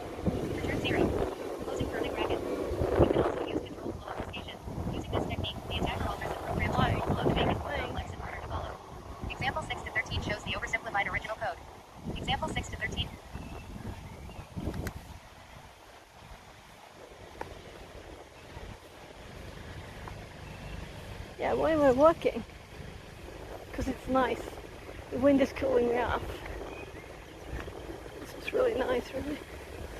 Stream duration, 1 hour and 30 minutes.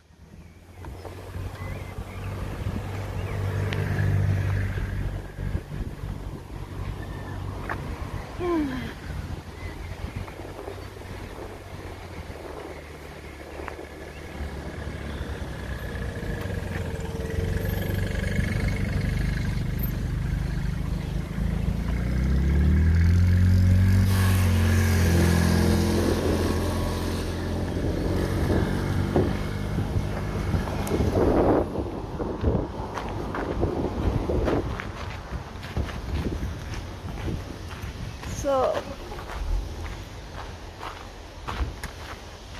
we have like 10 minutes. Maybe I should jog where it's straight for a bit.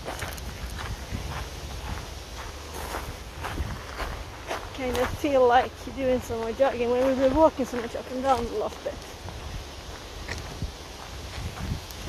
At the same time, maybe it's good to not do too much and just cool the body off. I do kind of feel a little tiniest bit in my right knee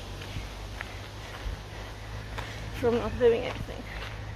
So that's the decision. Let's see if we can find the ruin on the map.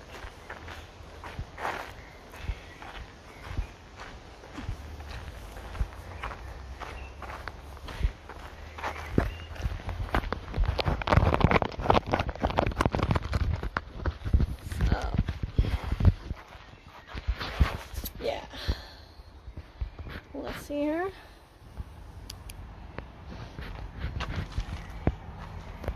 There it is, it's on the map. This is the ruin. So, by Svalnäs. So this ruin, we need to know what it is. I need to know what it is.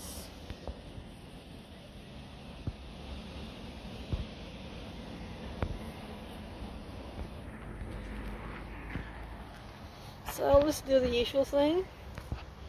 So we started here, and this time we went here, and I did the little detour, and then we went here, up here, here, and here. We actually went zigzag here a bit. And then we went down here, went past the railroad and on the golf court here, along the edge, until we met up with the road. And we went here, and past the ruin, here, and here, that's a new path. The yellow is actually here, and here. And that's where we went.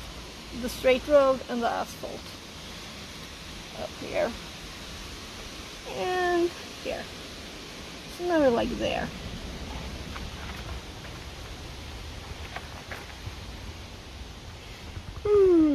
Yeah, and it says dogs must be on the lead. So the people who have loose dogs here, they're not really allowed. So, yeah, I'm gonna go to the car. Oh, should we do some stretching? Yeah, let's do some stretching. So, last time,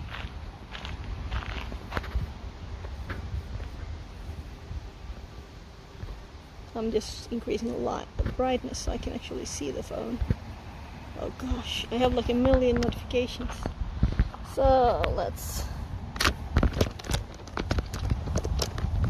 click this thing.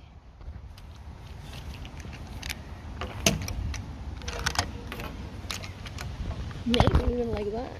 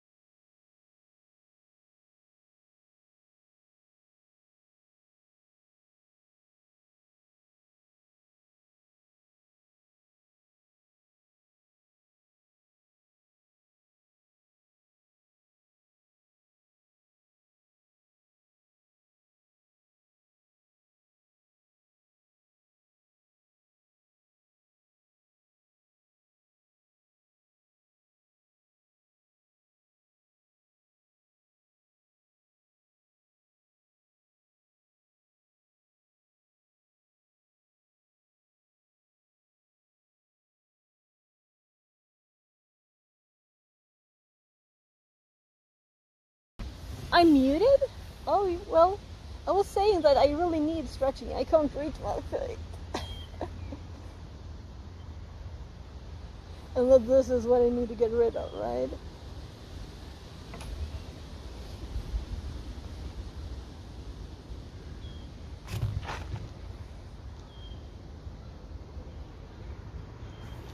Let's do this.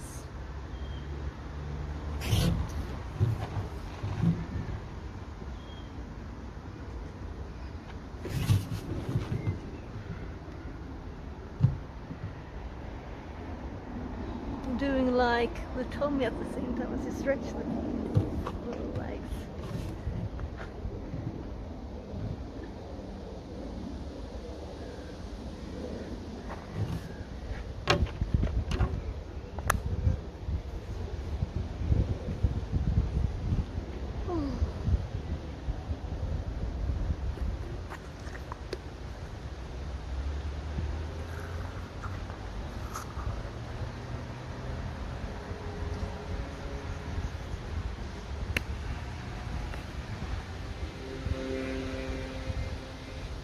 It's like harder to put them back when they're empty.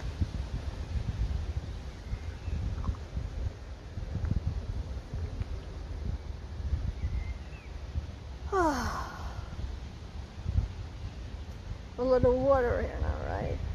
Pouring water on my head.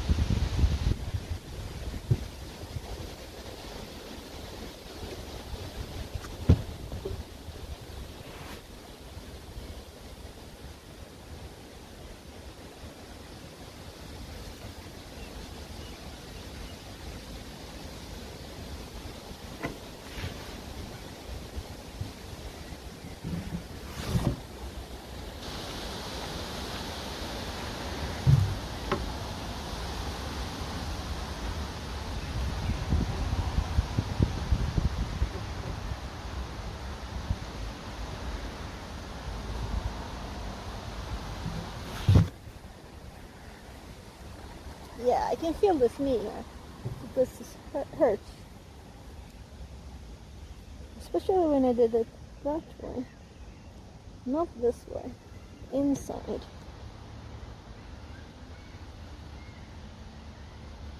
I'm not stretching what hurts. I'm stretching my other leg. Yeah, but I don't think that was smart, no. Yeah, that hurts. Now my knee hurts. So, good choice not to do more there, right?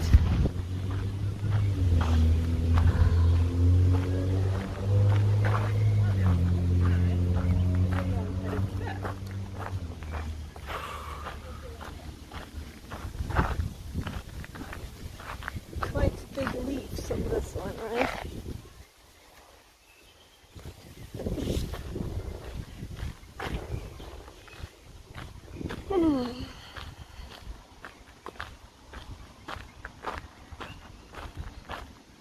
Very nice, very nice.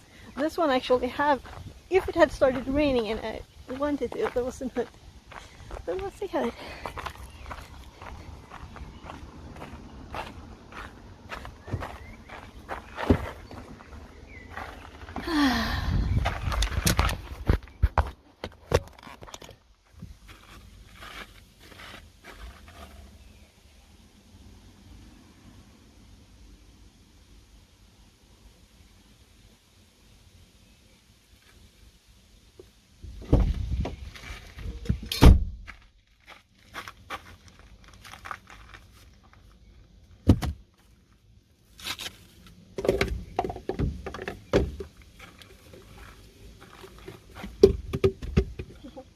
Well, the empty water bowl just fell away. When it doesn't have any weight, it's just nothing. So, yeah, we didn't need this.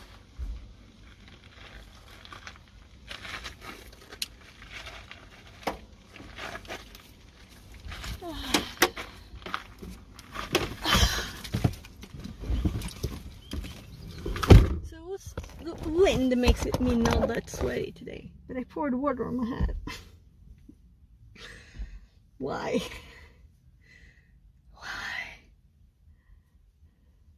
Yeah! So I said kayaking, right? Then I have to do it. I have to kayak on stream. The thing is that my kayak, I sold it to my parents and it's at their country house. So I had one actually. It's a plastic cheap one. But it's very easy, like. Also, I think I'm allergic to glass fiber, which is a lot of room. But I think you can rent kayaks close to where I live, like in jogging distance. But I need to check it out. And I'm in their Facebook group. Because, of course, all clubs and everything has Facebook groups. It's like Discords.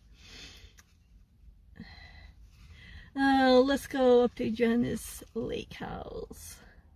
So it may be a bit sketchy. Yeah. Okay, so let's kayak through all of Sweden to the north. I don't think we'll do that in the afternoon, at least. Yeah, I need to grab the car key from the bag. Let's see. So this thing is really nice. So on this end I have the battery, and it's just both these go to the middle. So the holes are here. And then here we have allergy medicine and car keys and paper. So you don't have to have a backpack or anything. Yeah, you just have to come over here. I'm just opening the TTS so it loads back up. Panatong says, When's the kayaking stream? Would you like to buy some ice? Let's go up to Johannes Lake House. The cellular may be a bit sketchy. That would be awesome. I've been wanting to kayak here. It's been a few years. Yeah, so kayaking is really nice. I need to come over there. You're like in the water almost, right? But you're not getting cold from the water. So the right amount of waves. So it's a little bit of a challenge. Maybe bring a tent and go somewhere and just like some tiny island that no one cares about. With some trees though, right? I should try and get my kids to do that. So they don't love being around a lot of people. But maybe if it's not a lot of people. Sign me up. Yeah, just come over here. I'm sure I can find somewhere to rent kayaks. So I was kayaking in Stockholm once, in the like Forsarna, it's called, like where it's not really steep or fast. They were like teaching people. Otherwise I've only been on lakes. Not even on the sea. Yeah, I think I have to get started driving. So let's do that. Fixerbot says, Stream duration, 1 hour and 45 minutes. And actually before I click this, I think I need to get started.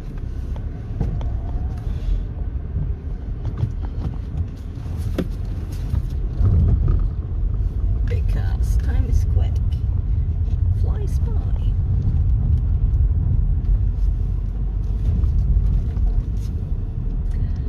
I'm feeling like I'm getting more red, right?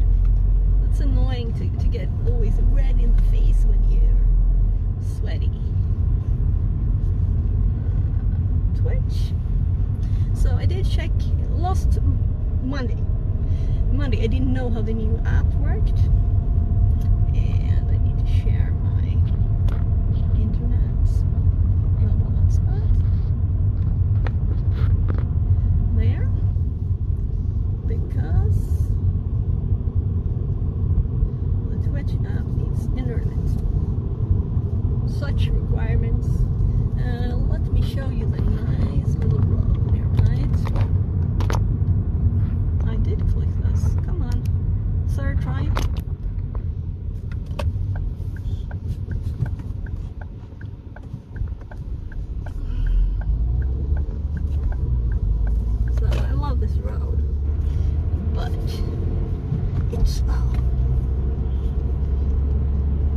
been on both the right and the left side here.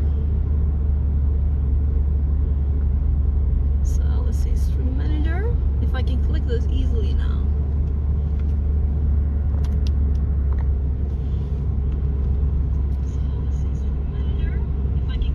Oh gosh, so I'm in. Do you want to click? Panatong says. Driving on the correct side.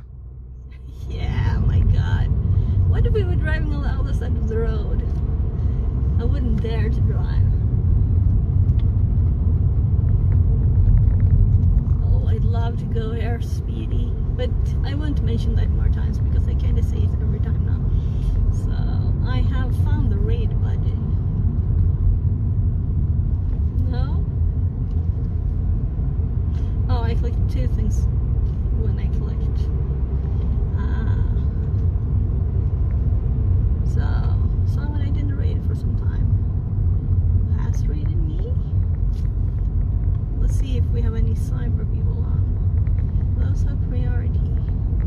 But usually not a lot of people streaming this time. I guess US is still working. Right? It should still be. So, I can't start a raid now. It's already here.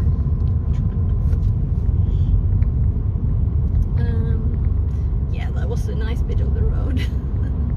Now we just have the boring bits. That's where we passed the road. So, Panda, let's come over here, and I'll just anytime, and I'll rent kayaks, and we'll go out on lake, or we could go out in the sea too here in Stockholm. You know, we have all the things. Where I was actually, it was like connected, right? You could probably, all those sailing boats there, you could go out. Johannes might kidnap me. Oh, what if he does? You'd have to live in the wonderful country of Sweden. So bad that would be, right? Yeah, I'm gonna click the start raid button, and hopefully tomorrow I'll be streaming some cyber, but later than usual. Maybe this time, maybe a bit later, because I have a meeting tomorrow about my kid. So, well, probably at least 16 or. I'll catch you later. Yeah. So see you. I clicked the start raid, nothing happened. No, I clicked it again. You already have a raid in progress. Yeah, so it did notice the first time.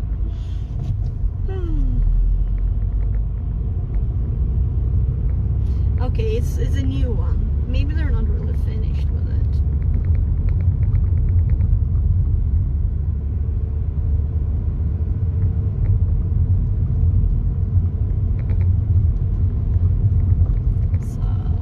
Trying to click my phone at the same time.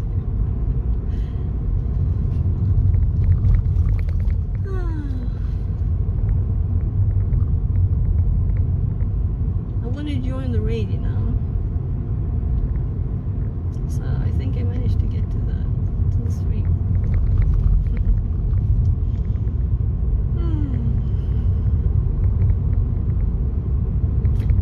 The new questions, they're all over the place. Access more tools. Click here. Guides when you're in the Twitch app. So have a great day, Panda.